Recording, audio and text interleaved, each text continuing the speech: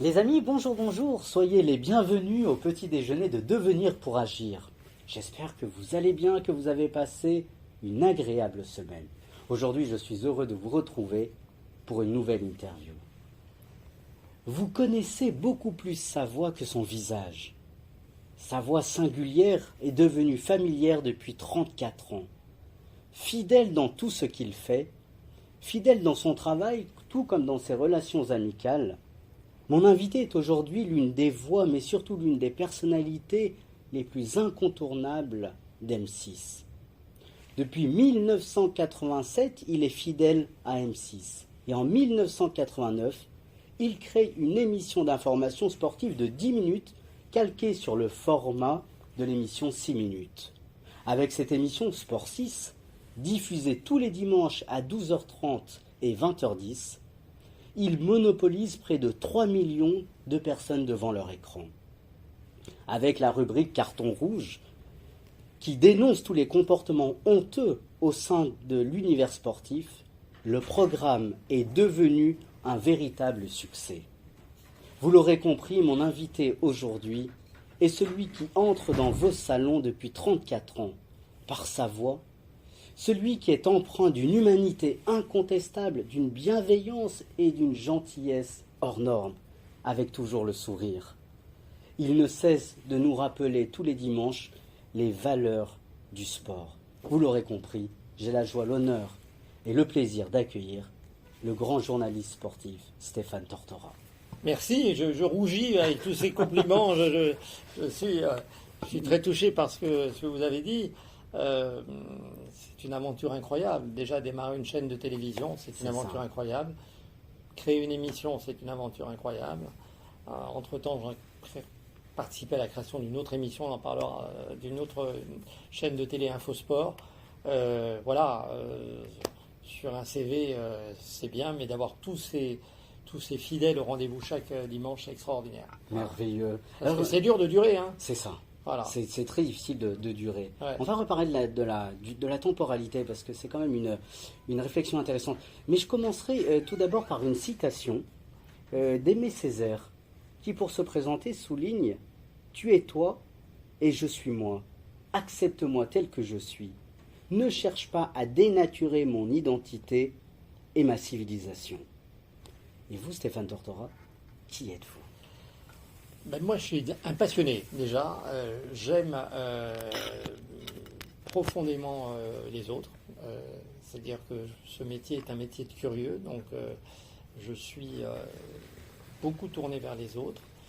Je pense que dans notre métier et notre notoriété nous impose des devoirs. Moi, le premier devoir, c'est que cette notoriété, elle soit au service des autres. Alors aujourd'hui, évidemment, avec le mal qu'on voit partout, en particulier sur les réseaux sociaux, quand on fait quelque chose pour les autres, on se dit il veut se faire sa pub. Là-dessus, je suis pas d'accord. Moi, j'ai fait plein de choses depuis toujours en termes de donner. Voilà. Donner, c'est pour moi très important pour ceux qui en ont le plus besoin, pour des gens pendant la période de Covid où j'étais au chômage, de faire des repas pour des gens qui en avaient besoin dans un EHPAD, de faire des repas pour des étudiants qui étaient en difficulté. Donc donner. La deuxième chose qui m'a guidé depuis le démarrage de ma carrière, c'est la transmission. Pour moi, c'est très important de transmettre aux jeunes. Et ma plus grande fierté, c'est de voir des petits poussins qui sont dans d'autres chaînes aujourd'hui et qui réussissent. Et ça, c'est une immense fierté. Et puis la troisième chose, qui est une sorte de règle de conduite depuis le démarrage, parce qu'évidemment nos carrières ne sont pas avec que des hauts, il y a aussi des bas, c'est que la notoriété ne vous change pas. Alors souvent ce sont les autres qui viennent vers vous, et par exemple votre introduction m'a beaucoup touché, mais est-ce que je le mérite? Je pense que la pire des choses qu'on on pourrait me dire, c'est que mes amis me disent Steph, t'as changé, t'as pris le melon, t'as la grossette, t'es plus le même. Moi, je pense profondément qu'on n'est pas une personne différente dans le privé et dans le public. On se connaît depuis peu de temps, mais vous m'avez vu évoluer dans différents univers. Pour moi, on est le même. Voilà. Il n'y a pas un masque qu'on enlève, et puis là, je suis Stéphane Tortora d'M6, et puis là, je suis Tortora dans le privé, et puis là, je suis le Tortora papa de mes 2 filles. Voilà, je suis le même. Et ne pas changer,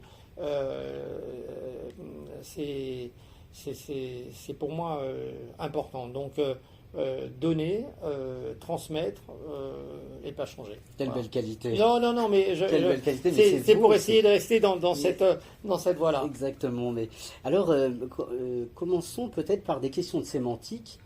Comment définissez-vous votre métier, votre profession en tant que journaliste sportif? Pas simplement journaliste, mais journaliste sportif. Je pense journaliste tout court. Curieux, voilà. Je pense que c'est un métier de curieux, qu'il faut s'intéresser à tout, et pas seulement dans l'univers dans lequel j'évolue. Évidemment, comme chacun, on a des préférences. Moi, je fais du sport depuis l'âge de 6 ans. J'en ai aujourd'hui 61. Je continue à en faire beaucoup. Mais je suis curieux de tout. Voilà, tout m'intéresse. Voilà, non seulement le sport, mais dans les sports, des sports qui sont forcément moins connus que le foot, le tennis, le rugby, par exemple, être quelqu'un de curieux et d'être quelqu'un d'ouvert. C'est souvent ce que je dis à mes jeunes journalistes à qui je transmets le témoin, parce que évidemment, je ne fais pas 52 émissions par an, il y a de temps en temps où je suis off, et c'est d'avoir cette curiosité, cette envie de savoir, et pas seulement dans le domaine. Donc moi, je les invite à lire pas uniquement la rubrique foot dans l'équipe avec l'équipe qui les intéresse, mais de regarder aussi les autres journaux, Libé, Le Parisien, Le Figaro, les magazines, et de picorer comme ça pour être le plus ouvert possible. Voilà. Et ensuite, je les incite également à aller vers les autres et à parler et à se renseigner. Moi, je passe très peu de temps sur la chaise à mon bureau.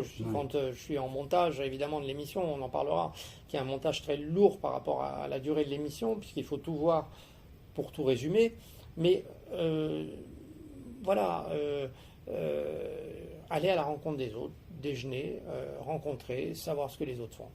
Alors venons-en, non mais c'est extraordinaire, mais venons-en à votre, puisqu'il y a 34 ans vous avez créé votre émission Sport 6. Quelle a été finalement la force, le fondement de cette émission? Pourquoi l'avez-vous créée? Alors en fait, j'arrive d'Antenne 2 à l'époque, avant d'être à M6 en 87, et j'ai donc fait un DEA de droit public et un DESS d'information et de communication à Paris 2, à Assas, et ensuite en face au Panthéon. Et le stage de 3 mois de DESS, je travaillais à couper les dépêches pour les journalistes depuis l'âge de 18 ans en Antenne 2. Je le fais, c'était plutôt assez logique dans la rédaction dans laquelle je travaillais à ce moment-là, qui est Antenne 2, et je le fais 3 mois à Stade 2 au sport, et je découvre l'univers du sport, côté cette fois pas pratiquant, mais journaliste. Oui. Et je suis souvent en plateau avec les autres journalistes, mauvais parce que je débutais, donc c'était impressionnant, quoi, hein. À l'époque, Stade 2, c'est là aussi 3 millions de personnes. Et en fait, quand je suis arrivé à M6 en 87, on avait donc ce format de 6 minutes qui était d'actu, sans présentateur. Et j'avais en tête de dire que la priorité en sport devait être l'image. En partant de ce principe-là, en juin 89, donc 2 ans après mon arrivée, je présente une première maquette de l'émission avec en tête déjà cette rubrique dont vous avez parlé, qui est le carton rouge, qui est la rubrique qui suscite le plus de réactions dans l'émission, parce que ce qu'il faut se projeter sur la première maquette, qui a été d'abord refusée et qui ensuite a été acceptée en septembre 89, c'est que ce carton rouge le milieu du sport n'a pas l'habitude d'être caressé à rebrousse-poil. Il est caressé tout le temps dans le sens du poil. À ce moment-là, il n'y a pas de réseaux sociaux, il n'y a pas de radio, de débat sur le sport avec des grandes gueules du sport sur AMC, des débats sur RTL et des choses comme ça. Et donc, c'est cette rubrique, dès le lancement de l'émission en septembre 89, elle accroche tout de suite les gens. Elle est complètement novatrice, quoi. Oui, parce que personne ne le fait. C'est voilà. ça. Personne ne le fait. Alors évidemment, aujourd'hui, 34 ans après, quand on a l'arrivée du tiercé, c'est toujours plus facile de trouver les 5 chevaux, enfin, ou du quintet maintenant, dans le quintet. C'est plus facile. À l'époque, ça ne l'est pas. Il y a un engouement, il y a un tel engouement qu'il y a même très rapidement des groupes qui se créent sur Facebook, qui prennent des paris, des groupes d'étudiants. Je me souviens d'étudiants nantais qui prenaient des paris sur qu'est-ce qu'il va mettre comme carton rouge la semaine prochaine. Et moi, chaque semaine, quand je croise tout le monde, enfin des personnalités ou des copains, c'est tout de suite la première question qu'ils me disent. Et le carton rouge, ça va être quoi la semaine prochaine? Voilà, c'est très. Alors la différence aujourd'hui, on pourra peut-être en parler. Je sais pas, je n'ai pas vos questions, mais c'est que évidemment les réseaux sociaux ont amplifié ce phénomène. Alors soit de manière assez sympathique en disant c'est top, j'ai eu ton carton rouge, il est top, ou au contraire, malheureusement dans des débordements et des insultes qui sont pas très agréables. Mais en tout cas, c'est ce qui suscite le plus de réactions. Et alors, en parlant du carton rouge, comment expliquez-vous toutes ces dérives actuelles dans le milieu sportif? Parce qu'avant, peut-être, il y en avait peut-être moins, ou on en parlait moins. On en parlait moins. Les premiers cartons rouges étaient très souvent axés sur des phénomènes de dopage et de violence dans les stades. Aujourd'hui, le sport, et je le date à peu près à 98, à la victoire de la Coupe du Monde, le sport a pris une place entière dans la vie des Français et dans la vie du monde en général, mais un peu plus pour les Français qui est quand même pas le peuple le plus sportif, qui est le peuple sportif quand il y a la France et qui l'est moins quand il n'y a pas la France. Et je pense que aujourd'hui, et je le vois moi chaque semaine avec l'émission, le sport a souvent glissé dans la rubrique fait divers, c'est-à-dire avec malheureusement des sportifs qui font des violences aux femmes, des violences conjugales, des sportifs qui sont condamnés. Donc il y a cette dérive du sport qui est devenu fait divers. Il y a toujours les phénomènes de dopage, il y a toujours les phénomènes de violence malheureusement dans les stades, mais c'est amplifié, je pense, parce que le sport a pris sa place entière dans la société. Voilà. Et qui fait aujourd'hui des journaux qui n'avaient pas l'habitude de faire la une sur du sport, font de la une sur du sport. Je pense par exemple au Figaro dimanche il y a 2 semaines avec la victoire de Djokovic. Ils font une photo avec Djoko, voilà, et son record de 23. Donc une place de plus en plus importante. Voilà. Alors j'ai jamais la page blanche sur le carton rouge, jamais.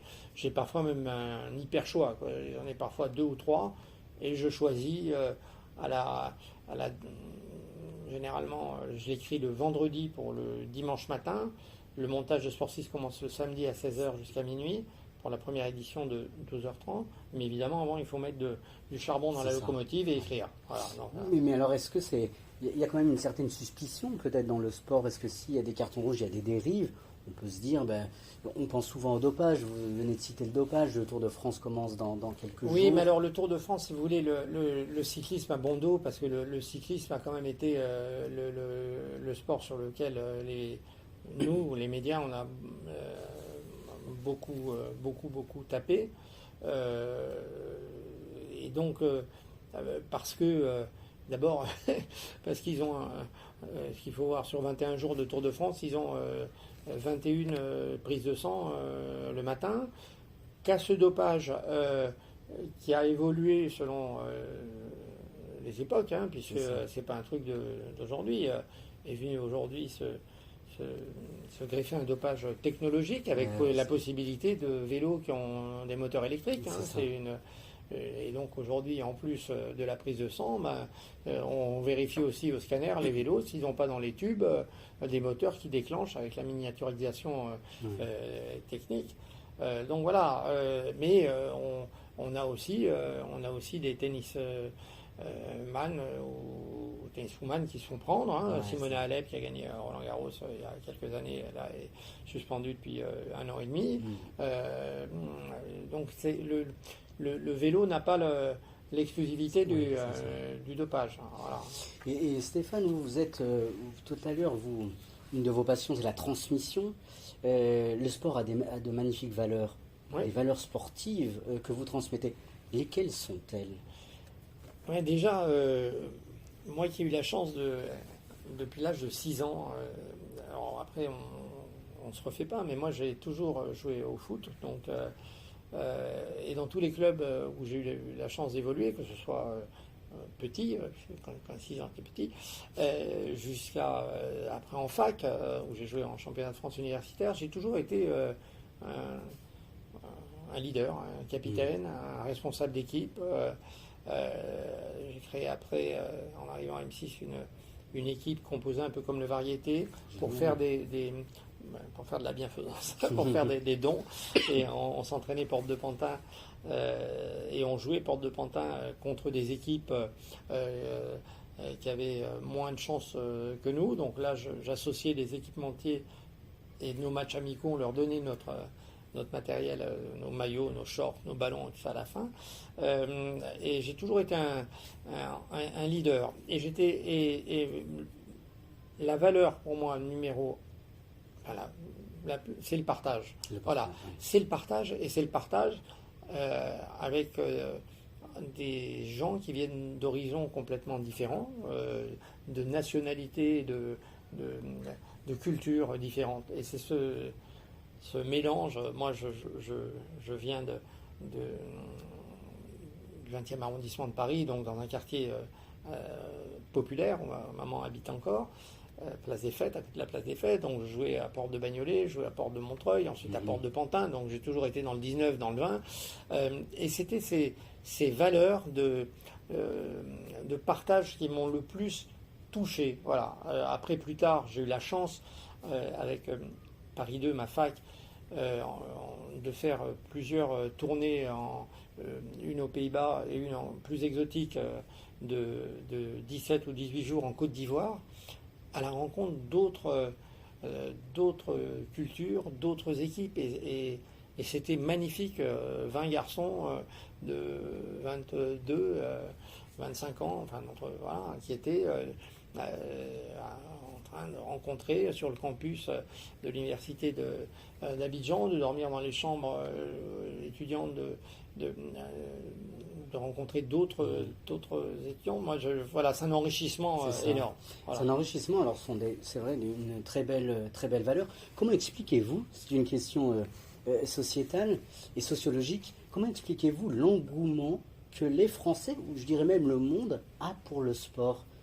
Et je mettrai cette question en parallèle avec la longévité de votre émission. Alors, comme je vous l'ai dit, je pense pour avoir vécu de l'intérieur la Coupe du Monde 98, où on était très mal placés, nous, à M6, puisqu'à ce moment-là, le slogan, nous n'avions pas les droits, et c'était 0% foot. Ah ouais. Et donc, partout où je passais, on faisait jeter des pierres sur les voitures siglées M6. C'était pas une image, c'était la réalité.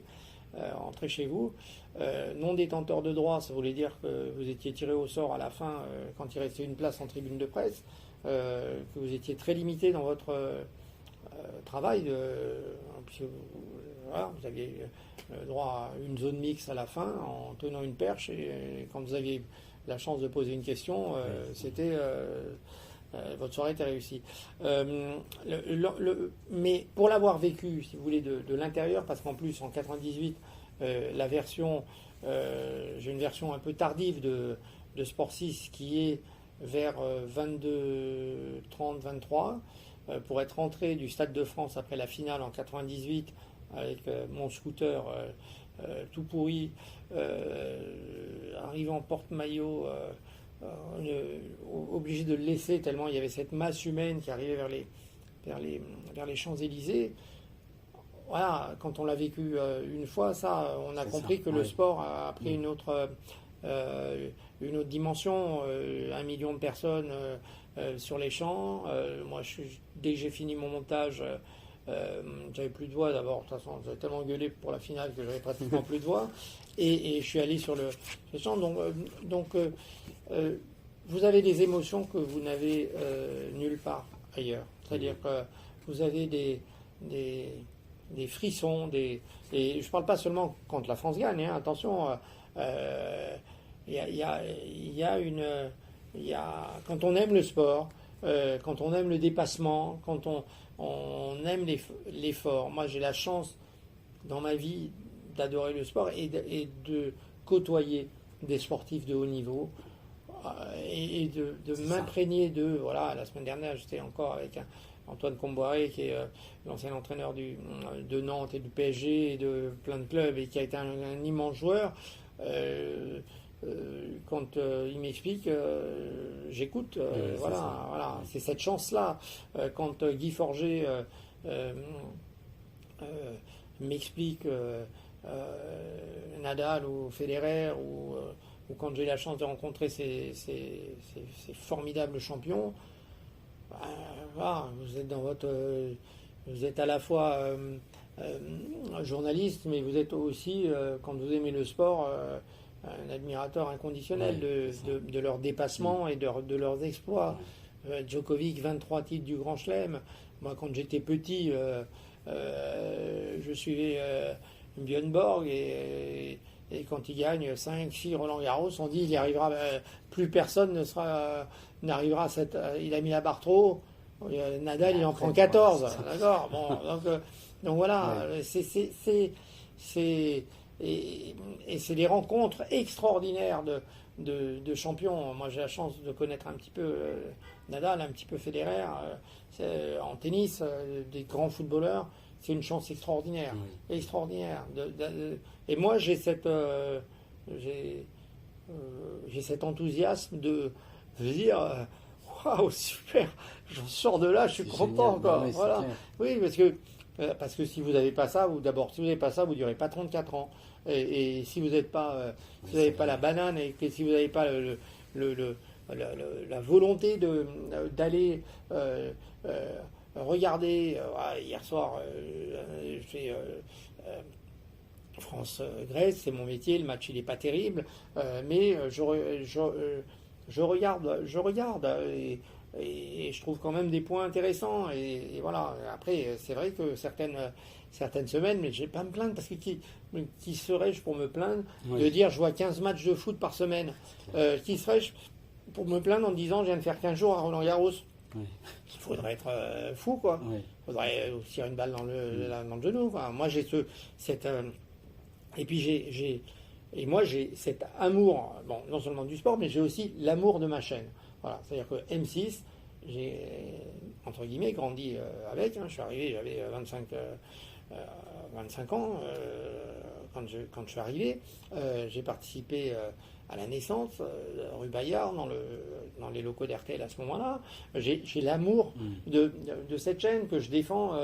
Ça ne veut pas dire que tout n'est pas rose, ce serait mentir, mais on n'est plus très nombreux à être depuis le démarrage. On doit être sur 2000 personnes, peut-être 3, 4, 5. Donc, mais j'ai toujours cette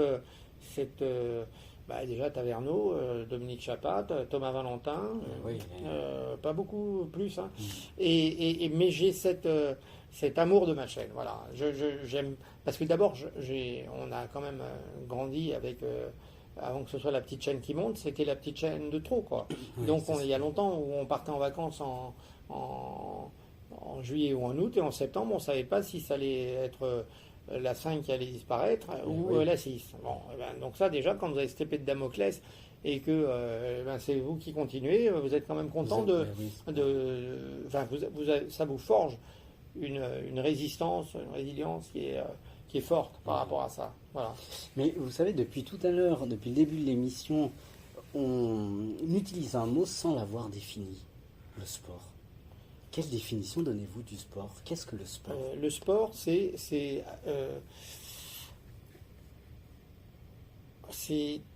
à n'importe quel niveau, pour moi, le sport, c'est le dépassement de soi. Voilà. À n'importe quel niveau. Je veux dire, la petite mamie qui met son short et qui va courir ou qui va faire son cours de Zumba, c'est le dépassement de soi. Ouais. Quel que soit le niveau auquel vous faites. De temps en temps, vous vous dites, je resterai bien avachi sur mon canapé. C'est alors encore plus vrai au très haut niveau. Mais c'est aller plus loin avec soi. Pour moi. Oui. Après, j'ai pas non plus. C'est ma définition et d'en tirer ensuite, parce qu'il faut quand même que le sport il vous renvoie un petit peu la monnaie de la pièce. C'est un bien-être. Voilà. C'est un bien-être. Parce que si c'est moi, je suis pas sûr que qu'au très haut niveau, le rapport bien-être-souffrance soit voilà, il y a quand même au haut niveau. J'en parlais encore avec l'ami Comboiré la semaine dernière.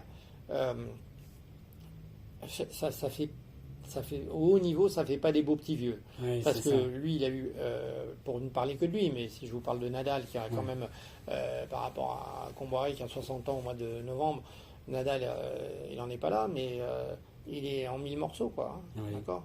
Federer, il est en 1000 morceaux. Le nombre de blessures qu'il a eu. Djoko, pareil. Donc c'est le haut niveau, c'est une souffrance. Mais un dépassement de soi permanent. Aller chercher plus loin, voilà. Oui, jusqu'où? Hein? Jusqu'où? Ah ben eux au haut niveau. Parce qu'au niveau, vous dites voilà. Au haut niveau, si vous voulez, au niveau, alors ça dépend aussi quand vous êtes dans un sport individuel et dans un sport collectif. Oui, parce que quand vous êtes dans un sport collectif, vous êtes entre guillemets noyé dans un. Voilà, mais enfin, dans un sport collectif, au rugby, celui qui fait pas l'effort en mêlée, on le voit tout de suite. Hein. Celui qui va pas au bout de ses efforts au foot et qui se replace pas, on le voit tout de suite aussi. Oui, hein, voyez, donc jusqu'où moi après j'ai une parallèlement à cette histoire de dépassement de soi, j'ai une culture de la gagne qui est incroyable. C'est-à-dire que moi, mes amis m'appellent le lion. Si vous me dites le premier qui arrive à toucher le mur, je vais m'arracher pour toucher le mur en premier. Oui. Parce que j'ai tout le temps. Et alors, en évoluant, en vieillissant, je me suis arrondi par rapport à la défaite. Parce qu'après une défaite, je suis un sportif moyen partout. Je suis un moyen. J'étais un moyen tennisman, j'étais classé à 15-5. Je suis un moyen footballeur, j'étais en DH, en championnat de France universitaire. Moyen. Enfin, pas un grand. Voilà. Maintenant, je joue également au golf. Bon, j'ai un 11 de handicap, ce qui est quand même pas trop mal, mais j'avais beaucoup de mal, petit en tout cas, enfin, jusqu'à même jusqu'à 30 balais, à digérer la défaite. Et j'avais du mal à la digérer quand j'avais la sensation que les autres, et moi inclus dedans, on n'avait pas donné le meilleur de nous-mêmes. Voilà. Voilà. Quand vous donnez le meilleur de vous-même, la défaite, elle fait partie du système. Tu gagnes, tu perds. Tu as donné le meilleur de toi-même, tu es tombé sur plus fort. Quand tu t'es pas donné les moyens, quand tu t'es pas entraîné, voilà, la défaite, elle est cette fois parfaitement logique. Hélas. Voilà. Et Stéphane, la philosophie, puisque c'est une émission d'entretien philosophique, la philosophie, c'est l'amour de la sagesse. Le sport, c'est l'amour de quoi? De l'effort. De l'effort. De l'effort. Oui. De l'effort. C'est l'amour de l'effort, parce qu'il n'y a pas de sport facile. Il n'y a pas de. Il y a beaucoup de. Et alors encore plus quand le sport, très souvent, moi je l'ai vécu à mon petit niveau, vous amène une blessure. Parce que là, à ce moment-là, quand vous êtes addict au sport comme moi je le suis, votre monde s'écroule quand vous êtes interrompu pendant un mois. Moi, au foot, je pense que j'ai eu toutes les blessures qu'un joueur peut avoir. C'est-à-dire, je me suis fait casser le pied, j'ai eu une entorse avec rotation de la rotule en championnat de France universitaire, avec 5 semaines à l'époque de plâtre. J'avais eu un balai. À l'époque, il plâtrait, vous étiez Ramsès II, c'est-à-dire qu'il plâtrait le gars. S'il pouvait vous plâtrer jusqu'aux oreilles, il vous plâtrait jusqu'aux oreilles. Voilà, j'ai eu fracture du nez en tombant après un reportage en Antenne 2 d'ailleurs, en allant faire un match de foot dans le sud de la France, une fracture de la main. Bon, voilà, donc beaucoup de souffrance et de phases de remonter la pente. Et alors, quand c'est au plus haut niveau, vous imaginez la détresse d'un Nadal qui ne peut pas s'aligner pour essayer de gagner un 15e Roland-Garros. Ça fait 4 mois, il décide d'être opéré, il va miser toute sa saison sur l'année prochaine parce qu'il y a Roland-Garros évidemment en ligne de mire et les JO qui auront lieu à Roland-Garros également, donc c'est quand même chez lui, sa surface. Donc voilà, donc c'est aussi beaucoup de joie. Moi, j'ai eu par le sport des joies immenses, des frissons immenses. Et parfois, c'est dur, c'est dur, c'est dur, c'est dur. Et pour parler avec des sportifs de très haut niveau, c'est dur. Et dans des sports comme Brahim Asloum, qui est mon pote de toujours, la boxe, c'est dur, c'est dur, parce que là vous jouez pas votre cheville ou votre truc, vous jouez parfois votre vie, donc c'est dur, voilà. Mais moi, une journée sans sport, c'est une journée perdue. Voilà. Stéphane, l'interview va bientôt s'achever, mais je suis trop bavard. Je suis trop bavard, Emmanuel. Vous le savez, vous allez me mettre le carton rouge, c'est sûr. Eh ben, j'allais reparler du carton rouge. Allez-y, voyez quel talent. Exactement. J'allais reparler du carton rouge parce que finalement, vous dénoncez les dérives dans le sport. Dénoncer pour faire quoi? Ça sert à quoi de dénoncer? Alors, dénoncer, c'est pas un joli mot parce que c'est pas un joli mot dénoncer parce que ça fait un petit peu genre le collabo qui dénonce. Alors déjà, pour vous dire, pour ne pas paraître que le procureur, parce que avec le carton rouge, je suis un peu procureur, on est d'accord, ou prof d'école qui distribue les mauvais points. C'est ça. Voilà. Je contrebalance parfois, quand le temps me le permet, il va me le permettre la semaine, dimanche, par un coup de cœur, donc qui équilibre le côté je taille, mais j'équilibre. Là, par exemple, les Jeux mondiaux pour les personnes handicapées mentales en Allemagne. Donc là, je vais le faire parce que voilà. Et j'ai alors donc dénoncer pourquoi? Dénoncer parce que quand on aime quelque chose, ça fait mal d'être déçu par cette chose. Oui, c'est ça. Voilà. Oui. Donc quand on aime le sport, on se dit c'est pas possible que le mec il pense qu'au pognon, c'est pas possible que le mec il shoot. Moi par exemple en tant que très mauvais petit sportif, si je gagnais en trichant, je pourrais pas me regarder dans la glace. Voilà.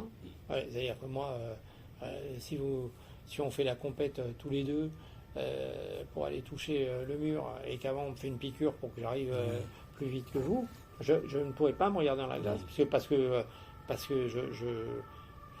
c'est déloyal. Enfin, donc ça, gagner en trichant, ça, et donc c'est pour ça ce côté dénoncer ceux qui trichent. Comment ne pas dénoncer hordes sauvages de supporters. Ouais. Comment ne pas dénoncer des gens, pour ne parler que d'eux, il y a 15 jours, quand qui se donnent rendez-vous dans du match Ajaccio-Marseille et qui font 2 jours de bagarre et pour terminer sur un petit garçon, on n'a pas encore toutes les circonstances, il y a 3 personnes qui ont été inculpées récemment, mais comment ne pas le dénoncer? Moi, je ne pourrais pas faire l'émission sans dire voilà, comment pas dénoncer le gars qui descend de la tribune à Bordeaux et qui va mettre un coup aux joueurs de Rodez et qui à l'arrivée, qu'est-ce que le résultat? Son équipe elle reste en 2e division pour un crétin, pour un abruti. Donc oui, c'est dénoncer entre guillemets tous ces couillons qui n'honorent pas la vision que moi j'ai de... Enfin, moi, c'est prétentieux de dire, mais franchement, voilà, j'ai eu des réactions là, il y a une semaine parce que Messi disait qu'il n'avait pas été à Paris, qu'il n'avait pas vu ses enfants, c'est ça. Ouais. Moi, je me mets à la place du monsieur qui faisait le ménage là, dans cette pièce il y a un quart d'heure. Et qui va dire que Messi n'est pas heureux parce qu'il n'a pas vu ses enfants à 30 millions d'euros par an. Et alors l'argent ne fait pas le bonheur, vous allez me dire, vous êtes philosophe, mais quand même, d'accord, et il est quand même un petit peu moins à plaindre que notre ami qui passait l'aspirateur et qui doit terminer sa journée de 8 heures avant. Voilà, donc ça, oui, dénoncer parce que souvent, les sportifs de haut niveau, pour parler dans la rubrique carton rouge, ont un peu un comportement d'enfant gâté. Voilà. Et moi, j'ai vu la bascule entre les joueurs d'aujourd'hui, par exemple en foot, et ceux de 98 avec qui je continue d'avoir des relations d'amis, que je vois à l'extérieur. Je parle des Laurent Blanc, je parle de Fabien Barthez, je parle de Bogossian, je parle de Dugarry, je parle de Pires. Ces gens-là, je les vois. On déjeune ensemble, on discute, et on ne discute pas que de sport, on discute de la vie, de nos vies en général. D'accord. Aujourd'hui, si je veux, et j'ai essayé de le faire à maintes reprises, déjeuner avec Mbappé, j'y arriverai jamais de ma vie, jamais. Voilà, je serai à la retraite que je n'aurai pas déjeuné une fois avec Mbappé. Vous comprenez? Parce que aujourd'hui, ces sportifs ont une muraille entre eux, autour d'eux, d'agents, de parents, d'avocats, voilà. Et malheureusement, vous n'avez plus cette... moi, Jean Tigana est le parrain d'une de mes filles. Quand il était entraîneur à Lyon et à Monaco, je m'entraînais, donc en Monaco en 98, où il a sorti Thierry Henry et Trezeguet pour la Coupe du Monde. Je m'entraînais avec eux. Et il y avait on était, voilà, on s'entraînait. Aujourd'hui, si je veux m'entraîner au Camp des Loges ou à Poissy bientôt, ce ne sera pas possible. Voilà, je suis trop bavard. Ça, je savais. Stéphane, j'ai débordé. Oui, mais une toute dernière question que je pose à Charles. Êtes-vous heureux avec tout ce que vous avez fait? Êtes-vous heureux? Alors, professionnellement ou en général? Très heureux. Très heureux. Je suis très heureux d'abord d'avoir eu la chance de faire ce métier. Vraiment, ça n'a pas toujours été facile. Parce que là, je vous ai parlé que des moments où je suis sur le surf et sur la vague et ça farde bien, comme dirait Bryce the Nice. Et puis je suis surtout un papa formidablement heureux d'avoir 2 filles qui vont bien, qui réussissent dans leur vie professionnelle. Donc voilà, oui, cette réussite-là, elle n'a pas de prix. Merci pour votre joie. Merci et vraiment, merci de m'avoir reçu. Et je terminerai par une citation qui à la fois vous caractérise et qui caractérise l'émission. Je prends les citations, je les mets sur mes agendas, c'est la vérité. Je te la noterai, de Philippe Roth, qui souligne, en sport, tout demande de la détermination. Il appelle les 3 D. Détermination, disponibilité et discipline. Et la réussite est à portée de main. Ben voilà. C'est pour ça que ton émission Sport 6 marche aussi bien, parce que tu as ces 3D. Eh ben merci. Un très merci grand beaucoup, merci Emmanuel. de m'avoir Merci reçu. pour cette rencontre formidable. Merci à toi. Et vous avez vu que quand vous m'avez sollicité, j'ai tout de suite dit oui. Ça m'a beaucoup touché. Et c'était un grand bonheur en tout cas. Un très grand merci. Les amis, merci de nous avoir écoutés. Merci pour votre fidélité. Je vous souhaite une agréable semaine. Et je vous dis à la semaine prochaine pour la dernière émission de la saison. Et moi, je vais vous dire, soyez les bienvenus, c'est Sport 6. Le dimanche à 12h10. Non. À 12h30. Et 20h10. Et 20h10. Ça y est, il l'a. À bientôt les amis, merci beaucoup. Ciao.